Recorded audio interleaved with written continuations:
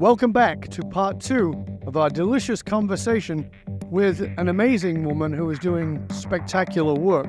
She was named as a top 100 women who matter by Newsweek. She has been featured in everything from the New York Times, the Guardian, the Times, the Smithsonian, and a bunch of others. Her work in research around cancer is deeply insightful. Her book is called The First Cell, and it really talks about how we're waiting far too long to find out what cancer is, that it's already highly advanced in the body before we even have a sense that it's there, even when we talk about having found it early. And Dr. Raza is really looking at how we can bring that forward and how there actually are many mechanisms for us to do this rather than waiting until this thing has taken over the body. And what we talked about in part 1 was really interesting, that the cancer behaves like an alien inside of your body, that is behaving in a way that is completely different than everything else. One of the things she talked about right at the end was how cancer literally walks out of its environment, so that normal cells inside, i.e. the liver, must stay inside the liver, or in any other part of the body, they're confined by wherever they belong. But cancer walks right out of it and will not only walk out, but will match up with the cells of another organ or another part of the body. So it's fascinating. If you didn't catch part 1, I highly encourage you to go back. Please go back and listen to part 1. And I say that to you, whether you know somebody who has cancer right now, or you've lost somebody who has cancer, or even if you haven't, because we all know, even at my age, even if you're very young, you likely have somebody in your life who's struggled with this. And this is something that we've got to kind of bring to the surface. We talked about in part 1, there's trillions of dollars been spent on the research, and we're, as a society, as medicine, we're patting ourselves on the back for no real progress. And Azra is dedicated and committed to that. So where we finished up in part 1 was we were talking about this thing called inflammation. The inflammation in the system and how that works, and how that's a big part of cancer and the problems with cancer, and the prevention of inflammatory stress in the organs that cause the birth of this, quote, first cell. So let's go to that for a minute. Let's come back to this piece around aging, which creates inflammation, and that is then creating this hockey stick effect of cancer in the humans. Can you pick us up from there, please? Thank you, Dom. Well, what we were talking about is that cancer is related usually to chronic inflammation, and that is an established fact, scientific observation. But the issue is that aging is the worst carcinogen. So with age, the incidence of cancer increases. Why? Because inflammation increases in organs with age. Because as we age, there are lots of cells that become dysfunctional, that become senescent, which means they start hibernating. They don't actually die, but they don't also perform any useful function. So their metabolism is constantly excreting out debris that now the other rest of the cleaning system is too decrepit to clean it up. And all of this sets up an inflammatory process, and that's why aging gets associated with cancer. It's because a cell living in that poisoned environment has to find a survival strategy. And that's the survival strategy when it becomes cancerous and starts treating the environment as adverse and tries to survive on its own. And this is how it becomes a new species. So my idea has always been, for the last 40 years since I became interested in cancer, is that how do we find this first cell? I started my career by studying and treating patients with acute leukemia, a cancer of the bone marrow. But within a few years, it was very clear to me that in my lifetime, we will not be able to cure this deadly illness. And so I said to myself, the only way to cure it is to find it early. Well, how do you find a leukemia early? By the time we find it, it's in the blood, it's all over. It turns out I said to myself, let's find cancer before it finds us, which means look at people who are at high risk of getting this leukemia before they get it and then follow them. It turns out that there are a certain group of syndromes where people can present with low blood counts and a third of them can develop acute leukemia.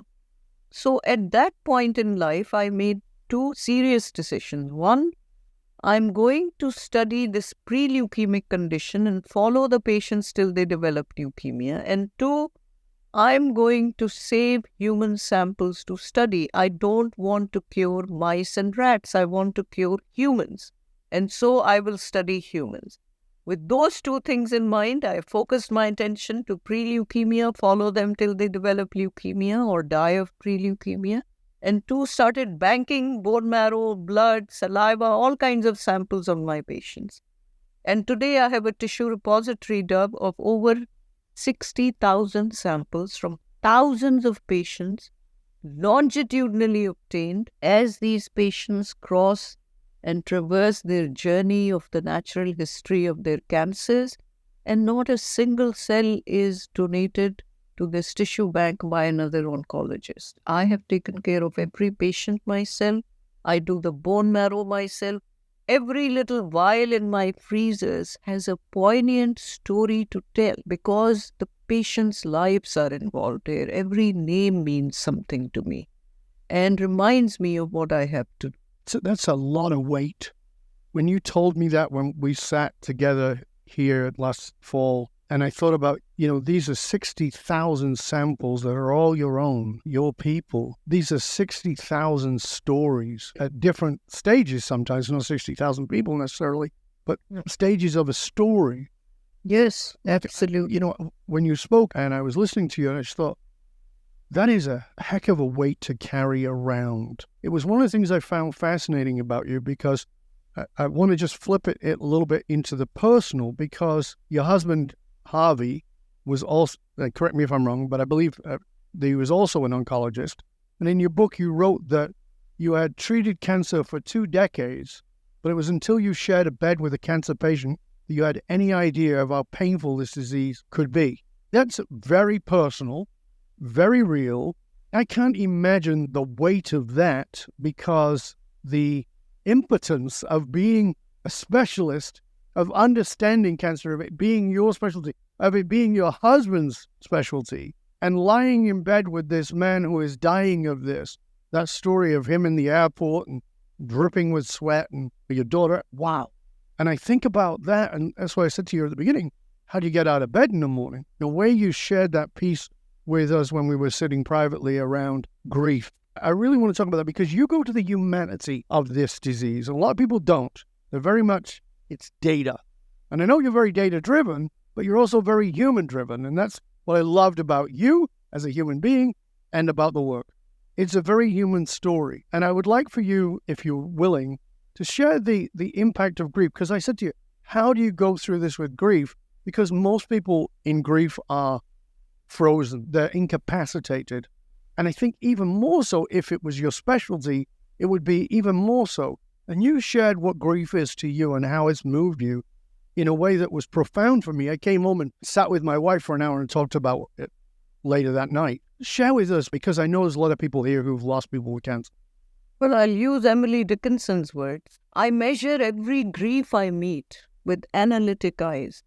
I wonder if it weighs like mine or has a different size. I wonder if they had it long or did it just begin. I cannot find the date of mine. It's been so long a pain. I wonder if it hurts to live and if they have to try, and whether, could they choose between, they would not rather die. This is the issue we are dealing with. I'm dealing every day with people I have taken care of, sometimes for years, and walking them to their terminal illness. At this point, younger doctors lose heart because they know they cannot offer a cure anymore, so their response is to withdraw, to move away. And that's sometimes a defensive and self-protective response because they feel so pained that they're trying to protect themselves. They don't want to feel so badly. On the other hand, that's the time when the patients need us the most. Yeah. That's the time when an oncologist's real work begins. And there's a lovely couplet in Urdu in my language in which we have a myth that if the first few raindrops of the first rain of the season go into the mouth of a clam, they become a pearl. So the poet is trying to console those raindrops that were not the first few raindrops, because now they have no chance of becoming a pearl. But you know what the poet says to them? That yes, you don't have a chance to become a pearl, but now you have a chance to become a tear that comes out of the eye of a beloved, of a lover. And a pearl is an inanimate, inorganic, dead thing, but a tear coming out of the eye. So take heart. Don't worry if you weren't the first few raindrops. I say that this couplet taught me the difference between cure and healing. Cure is the pearl part. If we get that, great. But if we don't, we still have the chance of that tear part, the healing part that we have to offer our patients. Because you see, for patients or individuals who can't look too far into the future, then now becomes important suddenly. Every moment becomes a celebratory moment, a blessing that you have to enjoy. And this is the time which we can help, and we do. All the time we can help our patients to navigate this part of coming to peace with themselves, coming to peace with an acceptance. The Greek gods couldn't accept mortality, but humans can. And this is what I find so deeply moving, Dub. I feel so privileged to be there to witness the grace and the dignity and the courage with which these individuals accept and give strength to others. And I'll end by one little incident. This 22-year-old boy, Andrew, I wrote about in my book, who's my daughter Shahrzad's best friend. At 22, he gets diagnosed with stage 4 brain cancer. He's dying. Nothing we could do would help this because he was already stage 4 in diagnosis. Just a week before he died in the hospital, they brought him a form to sign. It's called a DNR form, do not resuscitate. He said, I'm not going to sign it, take it away. Because what 22-year-old is going to sign and say, do not bring me back to life? They took it back. But that evening, Andrew called them back and said, bring me the form, I'll sign it. He said, now my father has come to spend the night with me. My mother was with me in the morning. I couldn't sign it in front of her because she wouldn't be able to take it. You see, this 22-year-old is protecting his mother as he lies dying. How noble is that? How beautiful is it? This is the human spirit I'm talking about. This is what is so inspiring. This is what gets us out of bed. Not the few patients we are curing with surgery and chemotherapy, but to me, this is what is the most inspiring thing. A 22-year-old is protecting his mother. Yeah, when you told me that story last time, I thought, what a lesson in courage and grace. Just Total profound. 22-year-old. I know that you quoted some poetry, and I know that that's a big part of you. It's what I honestly love about you is that, you're this scientist, obviously, but this deeply human, philosophical, spiritual person. And I feel like in many ways, and I talked about this with our friend Perry, that science has become a religion in that it's unquestionable. And science that I grew up with and the science I live with is that it is absolutely questionable, and it has to be questionable. And in fact, everybody who knows me knows that, as I said to you, my religion is curiosity. And that's why I said everybody stay curious, because that is the essence of life.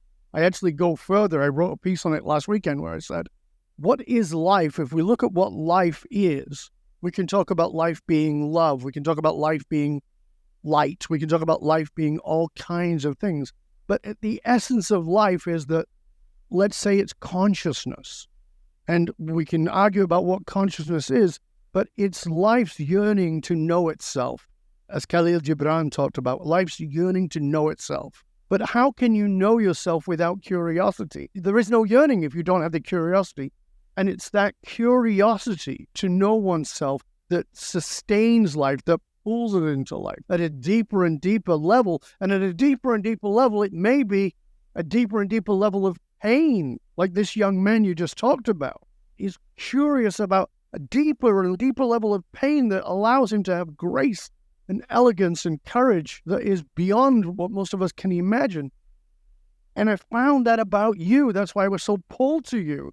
And honestly, I know I had to leave when we were together, and I just wanted to pick you up and give you a big kiss and a hug, genuinely, because that curiosity in you has gone beyond and is still very solidly grounded in the scientific, but is so deeply grounded in the spiritual consciousness, philosophy of life. And it's only after I spoke to you that I realized, I went, why are some doctors, and I don't mean this derogatory, it's just going to sound derogatory, why are some doctors just complete assholes?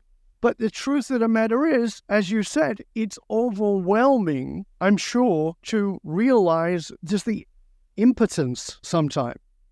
And so they have to do it as a coping mechanism. Like you talked about, those cells that are trying to survive and at a deeper level trying to do good, but how do I do it without collapsing under the weight? And so that work in you is profound to me. And my question is, as I talked to you about it when we were together, how do we bring this to the medical profession? How do we bring this to the scientific arena? This deep curiosity of soul, of consciousness, of philosophy, of medicine, that in a way that brings a greater humanity. And I know I couldn't ask that question of a traditional allopathic medicine person, but for you, I feel like that's a reasonable question. Forgive me. No, I think it's a very important question, in fact, and not just a reasonable one, but a very important question. I think both comments you made about remaining skeptical and not becoming religious in your beliefs is the key to science. That is the difference between religion and science, skepticism. Mm. We don't have to take the received wisdom as the final word for anything. We have to remain curious and skeptical. So I couldn't agree more. And of course, you are the most highly intelligent person. I don't expect you to have any other view but that. And secondly, about the human thing. And you asked me about my husband also. And let me say this. Harvey was someone who, since 15 years of age, had dedicated his life to want to cure cancer as well. And the thing is that at 34, he got his first cancer. And then he was treated and did well. I met him when he was 36. And then at 57, he got a completely unrelated second cancer, leukemia, which took his life in the prime of his years. And our daughter was 4 years old when he was diagnosed, poor thing, and had the most awful, the most tormented course of the disease. And a couple of weeks later, after he died, my daughter got sick with a flu-like thing. And she was very sick, and she has asthma, so that got aggravated also. But then she started to get better, and one morning I was sitting in the living room working in the morning when she came out of her room crying uncontrollably. So as a mother, my heart sank that she must be worse. I said, honey, what's wrong? Are you feeling worse? She couldn't answer me. She was inconsolable. Once she got hold of herself, she said, no, mommy, I feel fine now. I'm not worse. I feel fine. This is an 8-year-old talking. She goes, I feel fine now, but I realize how horrible it is to feel sick and how good it is to feel better. And my dad never got better. And that's what made her cry so inconsolably. She was able to stand in the shoes of her father and realize that he never got better. This is an 8-year-old. I talked to you about a 22-year-old. I am telling you about an 8-year-old. These are the things I see on a daily basis, that the most beautiful quality in a human being is a tenderness of the heart. That's it. That you are able to appreciate and empathize with the pain of others. And if you can't do that, then definitely you should not be in medicine. So when young people protect themselves, I tell them, leave now when the time is right, because you don't belong here. If you don't have the gumption, the resistance to really, because you're not here to protect yourself, you're here to help people. And let that grief become part of your grief. You shouldn't shy away from it. And so the one last thing I'd like to say about this is why I'm so committed to finding cancer before it finds us and immediately eliminating the first cell stage, is because of experience of Harvey, for example. He had one cancer and then he had a second one. Do you know that 1 in 5 new cancers, that's 20% of all new cancers, are diagnosed in a cancer survivor? Mm-hmm. Because we may have taken care of the cancer, but we didn't take care of the underlying cause that allowed this cell to misbehave. And it can allow something to misbehave again. So there may be many people listening to your podcast who have had cancer or who know someone who are cancer survivors, and they may get anxious. I want to alleviate the anxiety. The chances of a cancer survivor getting a cancer is higher than normal, but not that high. So you can relax. Mm-hmm. But once cancer is diagnosed, then 20% occur in someone who has already had a cancer before. Not recurrence of the same cancer. It's a entirely new cancer. And so I said to myself, well, the best way to find cancer before it finds us is start monitoring cancer survivors. And as they develop a new cancer, we just keep longitudinally saving samples on them till they develop a second cancer. Now we have the first cell trap. Right. And the biomarkers. I decided, why am I the only one saying it? And the more cancer survivors we have, the faster we can answer this question. So I went to MD Anderson, to Harvard, to Johns Hopkins, to University of Chicago, to Northwestern, the major institutions in the country. Spoke to the leadership and told them, is there a fatal flaw in my argument? If there is, point it out. If not, join the revolution. You know, every one of them joined the revolution. So I created something called the Oncology Think Tank. Then I invited the top leaders from industry who are working in early detection of cancer, had them participate. So with 30 of these people, leaders of academia, leaders of industry, we made the Oncology Think Tank. We had 17 two-hour-long meetings. And the consensus at the end was that we have to find cancer way before stage 1 at the first cell, by looking at people at high risk right now, and then we can apply it to all healthy population. So as a result, we have made a first cell coalition for cancer survivors between all these institutions. And we are saving, I have already completed a pilot trial of saving 6 samples, blood, saliva, urine, feces, hair and nails, on cancer survivors longitudinally. Keep banking them. And next, Johns Hopkins and MD Anderson are going to join me next to start doing the same. And so we are now developing a tissue repository of cancer survivors. The idea is we are trying to trap the first cell from all the compartments like urine and blood. And we are doing all the latest technologic examination of genomics, transcriptomics, metabolomics, glycomics, everything on the rest of the samples to find the earliest biomarkers. And then the idea is I'm also working with biomedical engineers at Columbia University to develop implantable devices that can go under the skin to do all of this. Right. To filter right there and find the first cell. And you can simply use your cell phone to just pass over that device under the skin and see if there are any cells trapped or not. And this is how data can be generated by treating the human body as a machine and monitoring it 24/7. For all these biomarkers, this information will be sent to a cloud over every individual's head, and the data will be dynamically and continuously analyzed by AI to find the earliest signs of perturbations and send a signal saying, hey, don't eat the second helping of that dessert right now because you are getting metabolically unbalanced. Those are the kinds of things that lifestyle changes where it will matter at the earliest steps there. And we can reach that. We have the technology.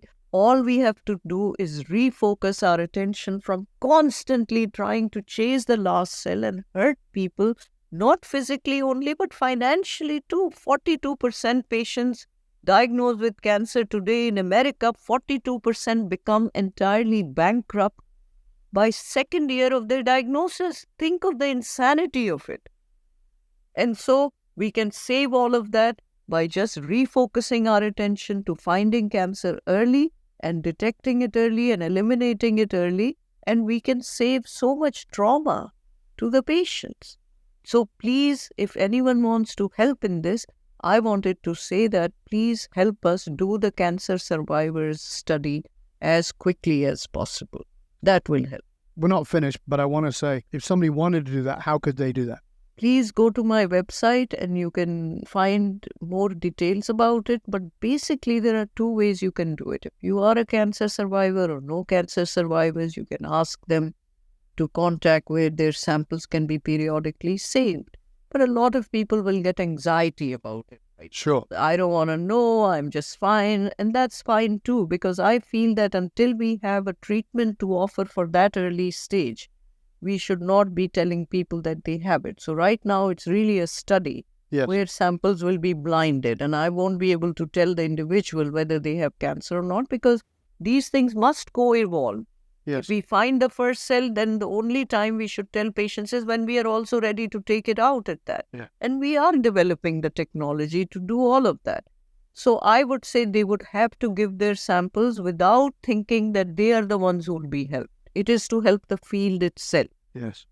That's number one thing they can do. And second thing is, of course, we need the funds. In America, 95% of funds are given to chasing the last cell.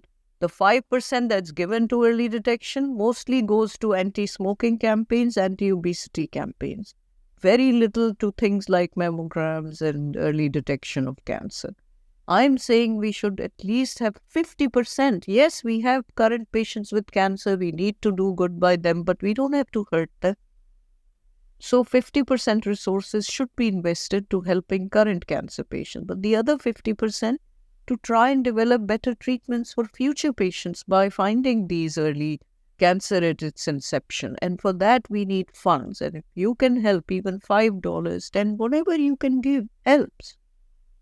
But isn't that the medical system as it exists presently, which is the treatment, rather than being a wellness, it's an illness treatment. We're not helping wellness, we're dealing with the symptom afterwards, and oftentimes missing cause for that reason. I mean, I see this as a human condition. I deal with this in leadership, is that, well, I don't want to deal with that right now because we don't have a problem with it. I'm like, this is going to blow up in your face next week, next month, next year, but it is going to happen. Yeah, but we don't have to worry about it right now, so we're not going to. And then, okay, well, now you're going to come back to me when it's blown up in your face, and I'll just charge you 10 times more. How's that? I'm being playful, of course, but the idea is still the same, is that we're treating things after rather than being precautionary. And again, that brings me back to this idea of inflammation. We talked about with age, it goes up, and that we can have a lifestyle, we can do things that bring down inflammation. When we look at things like shock proteins that are fired off when we have extreme weather, if we go under extreme cold, they are showing, so far, some research around those being anti-cancer. When I look at those things, and I also look at this talk right now around a cancer vaccine, what is the thoughts on that? Is that something that makes sense, or is that something that is out there or nonsense? What's your thoughts on that? I must say it's premature. Eventually, we will come up with those things, but not right now. I see. And this is a little bit more, I'm not asking you to go there unless you're comfortable. As you know, I'm a big student of consciousness, and consciousness in more than you're awake or asleep, but in consciousness as a whole. And of course, our friend Perry and I talk a lot about consciousness inside of a virus and whether intelligence has got to have a brain or whether there's such a thing as consciousness. And this idea that this alien species is manufactured inside of my own body, I wonder, does it have consciousness? And again, I realize I'm only asking for your opinion, and if you think it's not an appropriate question, I'm okay with that. But do you see cancer as having a consciousness? And if it has a consciousness, is it evolving to understand itself as consciousness is, or does it seem to be something else? A very philosophical question. By the way, one of the people I admire most, I invited him to give a talk at Columbia also, is Daniel Dennett. And he came and stayed with me, and we had some fabulous conversations about consciousness, because it's one of the things I also think about, actually. So it's not a completely unexpected question coming from a polymath like you, by the way. I should have been thinking about that. But I have 2 shelves of books on consciousness alone. I'm very interested in the topic. And we don't know really what is the definition of consciousness. We've never agreed on what that is. But in a way, an organism that's working for its own self and enhancing its capabilities with every step it takes, which is what is happening with cancer. is definitely something that is shaking us into thinking that, yes, it has to be some purposeful evolution that it's undergoing all the time. And then on top of that, there's the research into quantum fields. And when we get into the piece around quantum fields is how the body is changed depending on the field that you're in. And so one of the researches I read, and this is probably in the 90s, maybe early 2000s, was that the documentation of people showing up with cancer 7 years after a major trauma.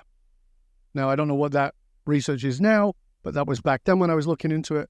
And so the trauma being the stress on the body, so you've got that, and then you've got the being in the field of something. So whether you try to remember her name now, sorry, I'm having some neurological flatulence. Also known as a brain fart. I'm trying to remember the name of the scientist who did the PAIR study, which was around consciousness. It was fascinating. His daughter worked with a particular rare kind of cancer, and she ended up dying of that very cancer. And for me, that's field theory.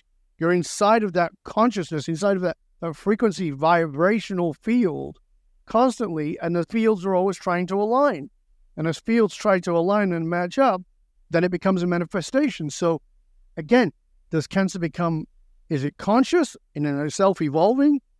Is it part of a field effect and a stress effect, which is a field in and of itself? And then on top of that, an inflammational effect, which you obviously say it is, inflammation, but the inflammation of the lifestyle and what's causing inflammation in my body. Well, certainly if I'm eating a lot of sugar, that's doing it, but so is stress. High levels of cortisol in my blood are definitely causing inflammation. It's like there's so much here for us to get our arms around, and I can see by who you are and what you're doing, that it seems to me like you're looking at this in such a fresh manner that it's inspiring to me. And I hope it's inspiring not only to our listeners and our viewers, but particularly our listeners who are in the medical profession, who are maybe feeling a little impotent or feeling a little beaten up by the system, and saying, reach out to Azra, have a conversation with this profound lady, and let's come at this from a different place. Yeah, I hope so. I really hope so. Azra, this has been a pleasure and an honor. It is always a pleasure and honor speaking to you. Before we finish up again, I would like for you to tell people where they can find out more about you, where they can donate, where they can find out about the resources you have, including all your videos and all that. Please tell people where they can find out more. Once again, I work at Columbia University. You can find me on my website, which is azraraza.com. All kinds of information is there. Please write to me, azra.raza@columbia.edu. That's my email. You can write directly. You can write through the website. I'd love to be in communication. I'd love to hear from physicians, oncologists, hematologists, patients, anyone who wants to communicate with me. I'm very responsive. You will find that out. And I want to say one last thing, again, using the words of Emily Dickinson. Some say, a word is dead when it is said. I say it just begins to live that day. So I hope that you will take the word from me today, which is really the first cell is the key. We need to find cancer early. We need to eliminate it there so that we prevent the human suffering. That is really a tormenting suffering. We have to stop that, and you can help me do it. And Dove is already helped by doing this podcast. Thank you so much. I'm deeply honored to have been. It's my pleasure and honor. Any conversation with you is a blessing. Genuinely mean that. Thank you so much. I hope you'll stay with us to the end. And for you, dear listener, remember that those who control the meaning for the tribe control the movement of that tribe. Leaders committed to positively shaping the political and business landscape know that they must tap into what drives human beings.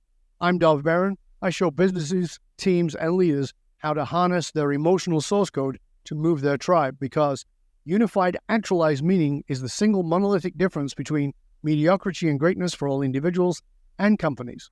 Remember, we need your help in staying relevant, so please go to wherever it is that you tune in from and do us a favor. Rate, review, and subscribe. Of course, it means a lot to us, but I want to really say a big thank you to you. If you are a regular listener, thank you for sharing the show with everybody you know. Till next time, stay curious, my friends. Stay curious about how you can assist in shifting this world of cancer, this understanding of cancer, with your curiosity, with your commitment to stepping into doing what you can do. Reach out to Azra. She gave you a private email and private website. We will, of course, post all of that in the show notes. But reach out and find out how you can participate in this, because this is not on the doctors, on the oncologists. Of course, they make a massive difference, but it's on us, each one of us, to step up and make a huge difference. I think that we're all part of a collective consciousness, and when we come together, we can make a massive shift. In fact, social psychology shows us it doesn't take 51%, it takes 11% to make a massive shift. I'm Dov Baron. I'm here to assist you, tapping into your deepest meaning to reach the next level of clarity, focus, purpose, and profit in your business, in your life, and in your leadership impact. And I am out.